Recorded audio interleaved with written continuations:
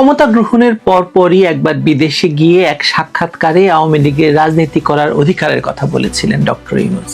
কিন্তু বিদেশ থেকে ফিরেই তার লালু ভুলু কালুদের লেলিয়ে দিয়ে রাত দুপুরে উপদেষ্টা পরিষদের বৈঠক বসিয়ে আওয়ামী লীগের কার্যক্রম নিষিদ্ধ করেছিলেন। আবারও হঠাৎই নির্বাচনের মাত্র সপ্তাহ চারেক বাকি থাকতে ইউনূস বললেন ক্ষমা চাইলে আওয়ামী লীগ রাজনীতিতে ফিরতে পারে।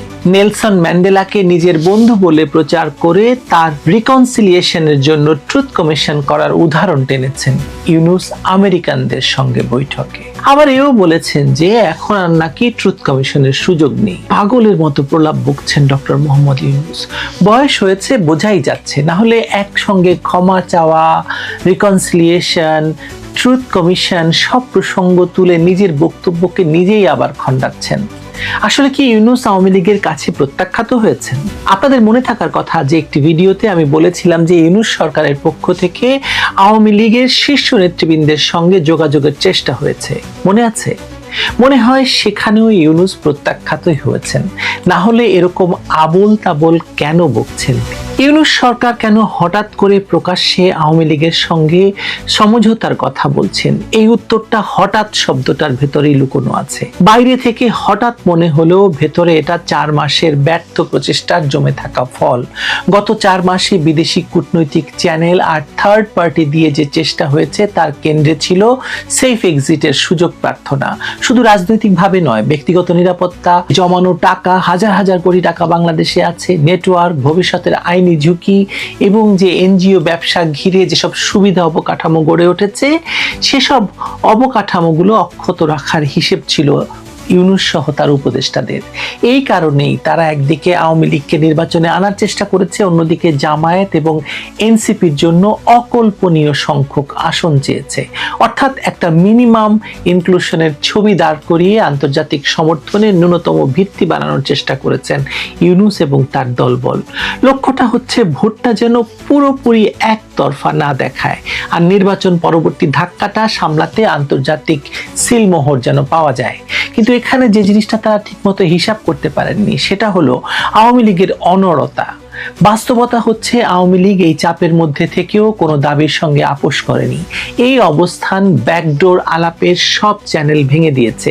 ব্যাকডোরে বারবার ক্ষমা চাওয়ার প্রসঙ্গ তোলা হয়েছে, কিন্তু আওয়ামী লীগ বলেছে অন্যায় যেটুকু হয়েছে সেটা রাষ্ট্রকে সন্ত্রাসীদের হাত থেকে রক্ষা করতে না পারার ব্যর্থতা। এর বাইরে যেসব হত্যাকাণ্ডের অভিযোগ আনা হয়েছে সেগুলোর কোনো ভিত্তি নেই, রাজনৈতিকভাবে আওয়ামী লীগ নেতৃত্বকে ঘায়েল করা ছাড়া।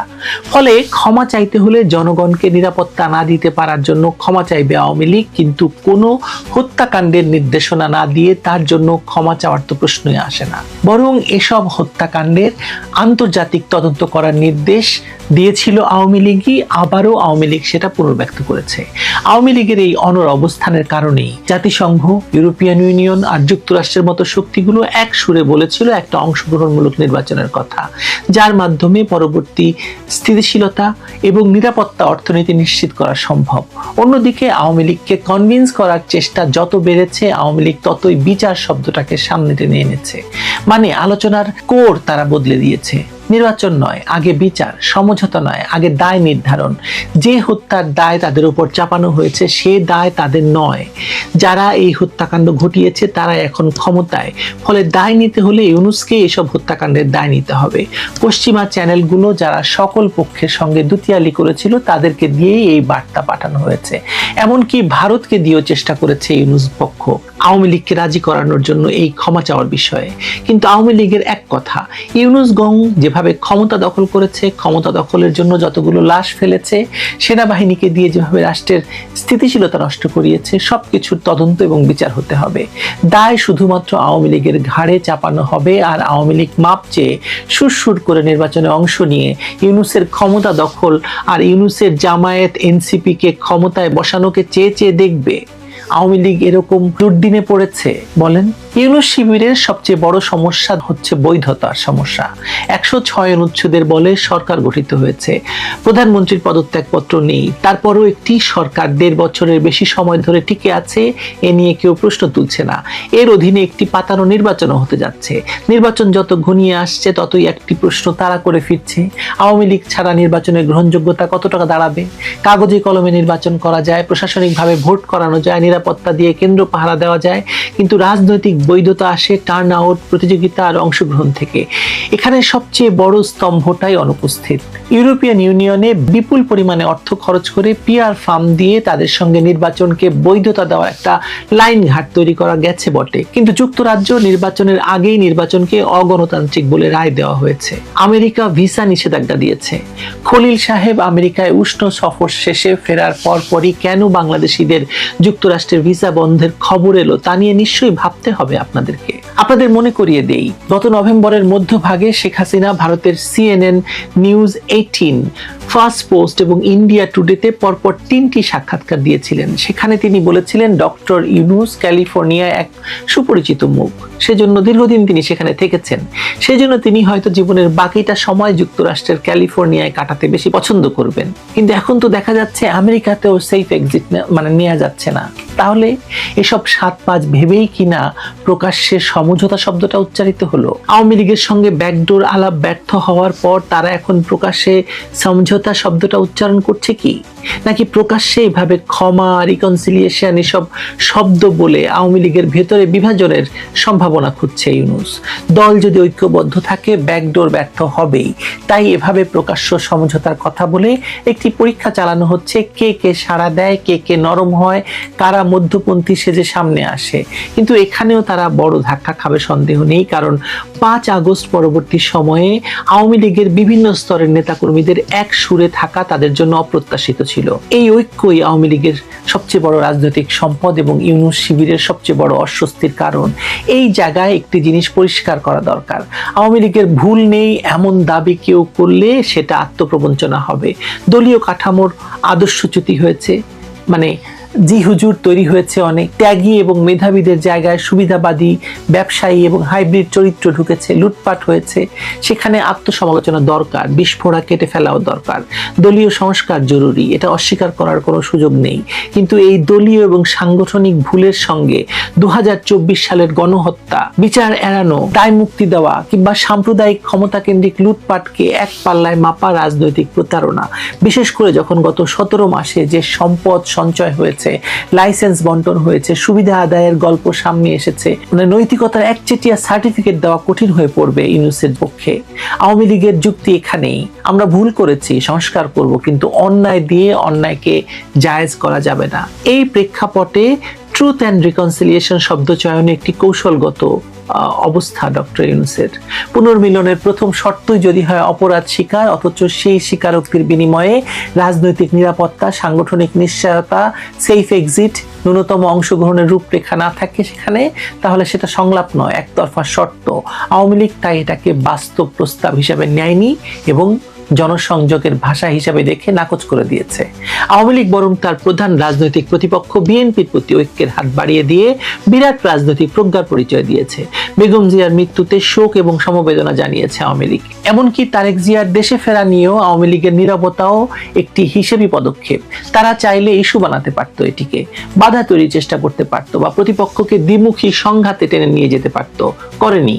এতে তারা দেখিয়েছে তাদের ফোকাস ছোট স্ক্যান্ডাল বা তাৎক্ষণিক উত্তেজনায় নয়, তাদের ফোকাস ইউনূসের মতো অরাজনৈতিক এবং বড় মাপের আন্তর্জাতিক মানের খেলোয়াড়ের বিরুদ্ধে। এই নীরবতা একসঙ্গে আত্মবিশ্বাসের বার্তা এবং রাজনৈতিক পরিপক্কতা প্রদর্শন। ইউনূসের পাতা ফাঁদে পা না দেওয়ার রাজনৈতিক প্রজ্ঞাও ছিল আওয়ামী লীগের এটি। নির্বাচন হবে না, তারপরও যদি হয় তাহলে তার বাকি আছে মাত্র 4 সপ্তাহ। এখন ইউনূসের মুখে সব সমঝোতা, ট্রুথ কমিশন, ক্ষমা ইত্যাদি শব্দ আসলেই এটা প্রমাণ করে যে আমরা তো বলেছিলাম, আওয়ামী লীগে তো ক্ষমা চায়নি, আসেনি। আওয়ামী লীগের ঘাড়ে এই দায় চাপানো ইউনূসের জন্য খুবই প্রয়োজন, নির্বাচনের জন্য, নির্বাচন পরবর্তী সেফ এক্সিটের জন্য, দেশে বিদেশে, যাতে তিনি বলতে পারেন যে আমরা তো বলেছিলাম ক্ষমা চেয়ে ফিরে আসতে, কই আসেনি তো। তাই এখন এই শেষ সময়ে এসে দায় বন্টন করছেন মহাজন। এই দায় বন্টন ইউনূস শিবিরের জন্য খুব দরকার, কারণ নির্বাচন পরবর্তী সময়ে তাদের সবচেয়ে বড় যুদ্ধ হবে বৈধতা নিয়ে, দেশের ভেতরে এবং দেশের বাইরে। নির্বাচনটা যদি করে ফেলতে পারে আর তাতে টার্ন আউট ভালো হয়, যদি ইউনূস সরকার ম্যান্ডেট দাবি করবে, কিন্তু সেই ম্যান্ডেট ভঙ্গুর থাকবে আইন শৃঙ্খলা, অর্থনীতি, সহনশীলতার চাপে। টার্ন আউট কম হলে বৈধতার সংকট আরো ঘনীভূত হবে, আন্তর্জাতিক অংশীদাররা নতুন রোডম্যাপ চাইবে আর আওয়ামী লীগের বয়ান আরো শক্ত হবে। দুই ক্ষেত্রেই স্থিতিশীলতা অনিশ্চিত। আওয়ামী লীগ নিজের রাজনৈতিক পথ নিজেই নির্ধারণ করেছে বা করছে, বিদেশি চাপেও নড়ছে না, নড়বে না। ইউনূস সরকারের প্রকাশ্য সমঝোতা আহ্বান তাই সদিচ্ছার ঘোষণা নয়, এটা ব্যর্থ ব্যাকডোরের পর জনসমক্ষে বয়ান পাল্টানোর চেষ্টা। কাজ হবে না। দর্শক, ভারতের সেনা প্রধান গতকালকেই তাদের একটা অনুষ্ঠানে জানিয়েছিলেন যে বাংলাদেশের বর্তমান সরকারের সঙ্গে ভারত সরকারের তেমন কোনো সম্পর্ক না থাকলেও তিন বাহিনীর সঙ্গে, বাংলাদেশের তিন বাহিনীর সঙ্গে ঘনিষ্ঠ সম্পর্ক রয়েছে এবং সেনাবাহিনী সেনাপ্রধানের সঙ্গে তার নিয়মিত যোগাযোগ রয়েছে এবং সেই সম্পর্কগুলো স্বাভাবিক রয়েছে। এই বক্তব্য ভারত বাংলাদেশ উত্তেজনার মধ্যে নতুন একটা মাত্রা যোগ করেছিল এবং তিনি এটাও বলেছেন যে বর্তমান সরকার, আমাদের দেখতে হবে বর্তমান সরকার যখন অন্তর্বর্তীকালীন সরকার, তখন তাদের সিদ্ধান্তগুলো আগামী 4-5 মাসের জন্য সিদ্ধান্ত, 4-5 বছরের জন্য যেহেতু সিদ্ধান্ত নয়, সেহেতু বর্তমান সরকারের কার্যকলাপ নিয়ে ভারত এতটা মাথা ঘামাচ্ছে না। এরকম বক্তব্য গতকালকে ভারতীয় সেনাপ্রধানের তরফ থেকে শুনলেও বাংলাদেশের গণমাধ্যম এবং ভারতের গণমাধ্যম ভয়াবহ একটা তথ্য দিচ্ছে। সেই তথ্য হচ্ছে বাংলাদেশের সীমান্ত ঘেঁষা অন্তত 5টা পুরনো পরিত্যক্ত বিমান ঘাঁটি আবার সচল করছে ভারত এবং সেটার উদ্দেশ্য শুধুমাত্র বাংলাদেশ ব্যাপারে সতর্ক থাকা। এটা কি আমাদেরকে ভালো বার্তা দিচ্ছে? কি বলছে বাংলাদেশের গণমাধ্যম মানবজমিন আর অন্যদিকে ভারতীয় গণমাধ্যম টাইমস অফ ইন্ডিয়া? চলুন একটু জেনে দেখি এই ভিডিওতে। দর্শক, বলছিলাম ভারত বাংলাদেশের সীমান্ত লাগোয়া অন্তত 5টা পুরনো বিমান ঘাঁটি পুনরায় চালু করছে। এই সকল বিমানবন্দরগুলো ব্রিটিশ আমলে তৈরি করা, পরিত্যক্ত অবস্থায় পড়েছিল, সেগুলো আবারও সচল করার সিদ্ধান্ত নিয়েছে এবং সচল করার কাজ শুরু করে দিয়েছে। এই বার্তা কি জানান দিচ্ছে আমাদেরকে? আমরা কি খুব ভালো করে মনোযোগ দিয়ে বুঝতে পারছি? মানবজমিনের শিরোনামটা দেখুন, তারপরে টাইমস অফ ইন্ডিয়ার শিরোনামটা দেখাবো। মানবজমিন বলছে বাংলাদেশ লাগোয়া পুরনো 5 বিমান ঘাঁটি সক্রিয় করছে ভারত। মানবজমিন যখন টাইমস অফ ইন্ডিয়াকে রেফারেন্স দিয়ে তথ্যটা দিচ্ছে, তখন টাইমস অফ ইন্ডিয়ার শিরোনামটা দেখুন। সেখানেও তারা চিকেন নেক এলাকায় সিকিউরিটি বাড়ানোর উদ্দেশ্যে 5টি পুরনো বিমান ঘাঁটি সচল করার উদ্যোগের কথা বলছে। চলুন এবার বিস্তারিত খবরে কি বলা হচ্ছে, টাইমস অফ ইন্ডিয়া কি বলেছিল, মানবজমিন যেটাকে উদ্ধৃত করছে সেখানে যাই। বাংলাদেশের সঙ্গে সম্পর্কের অবনতির আবহে চিকেন নেক নামে পরিচিত শিলিগুড়ি করিডোরের নিরাপত্তা বৃদ্ধির পদক্ষেপ নিয়েছে ভারত। দ্বিতীয় বিশ্বযুদ্ধের সময়কার 5টি পুরনো বিমান ঘাঁটি পুনরায় সচল করার ঘোষণা দিয়েছে দেশটির সরকার। এসব ঘাঁটি ব্রিটিশদের জন্য তৈরি, এই খবর দিয়েছে টাইমস অফ ইন্ডিয়া। যেটা বললাম, টাইমস অফ ইন্ডিয়ার শিরোনাম দেখালাম। এতে বলা হয়েছে প্রাথমিকভাবে জলপাইগুড়ির আমবাড়ি ও পাঙ্গা, দক্ষিণ দিনাজপুরের বালুরঘাট, মালদহের ঝালঝালিয়া এবং আসামের ধুবড়ী জেলায় অবস্থিত ঘাঁটি সচল করা হবে। প্রথম ধাপেই তারা 5টি করছে, এরপরে আরও করার পরিকল্পনা রয়েছে। ভারত সরকারের বিভিন্ন সূত্র বলছে এই পদক্ষেপের মূল কারণ বাংলাদেশের সঙ্গে সাম্প্রতিক সময়ের সম্পর্কের অবনতি। বোঝা যাচ্ছে ব্যাপারটা। চিকেন নেক নিয়ে ভারত সরকারের মধ্যে নিরাপত্তা উদ্বেগ তৈরি হয়েছে। দ্বিতীয় বিশ্বযুদ্ধের সময় মিয়ানমার ও উত্তর পূর্বাঞ্চলীয় রাজ্যগুলোতে জাপানি সেনাদের ঠেকাতে পশ্চিমবঙ্গ, আসাম, ত্রিপুরা কয়েকটি বিমান ঘাঁটি স্থাপন করেছিল তৎকালীন ব্রিটিশ ঔপনিবেশিক সরকার।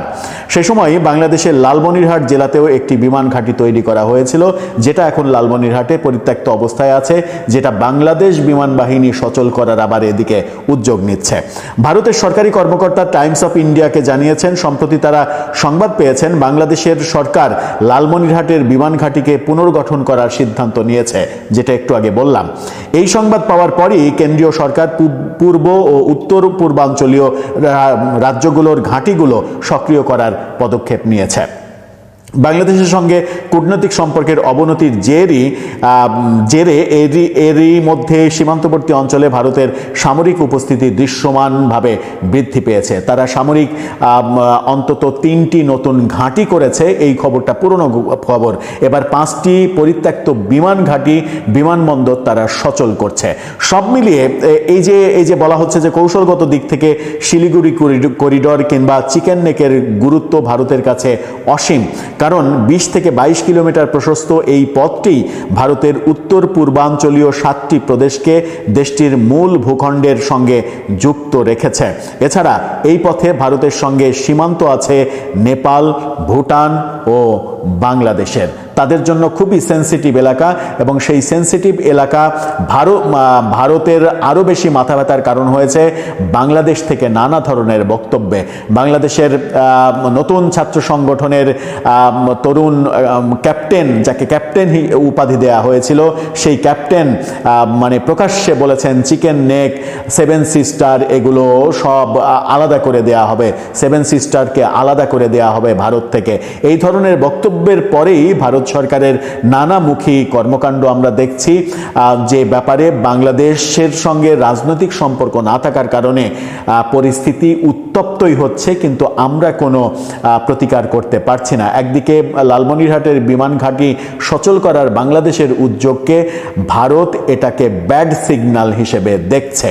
তাহলে কি আমরা প্রতিনিয়ত ভারতকে ব্যাড সিগন্যাল দিয়ে চলেছি?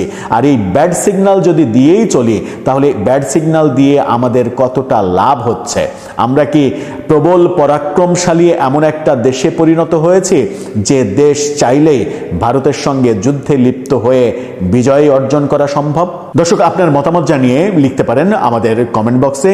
এই সেন্সিটিভ ব্যাপারটা একেবারে হেলাফেলা করার ব্যাপার নয়। যখন ভারত বাংলাদেশের ইস্যুতে উত্তেজনা তৈরি করছে সীমান্তে, ঠিক সেই সময় বাংলাদেশের নানা প্রেক্ষাপটে পাকিস্তান থেকে নানা ধরনের কথাবার্তা আসছে। ভারত বাংলাদেশে আক্রমণ করার চেষ্টা করলে পাকিস্তানের মিসাইল সেগুলোর জবাব দেবে। এই ঘটনাগুলো আমাদেরকে ভাবাচ্ছে যে পরিস্থিতি ভিন্ন খাতে যায় কিনা।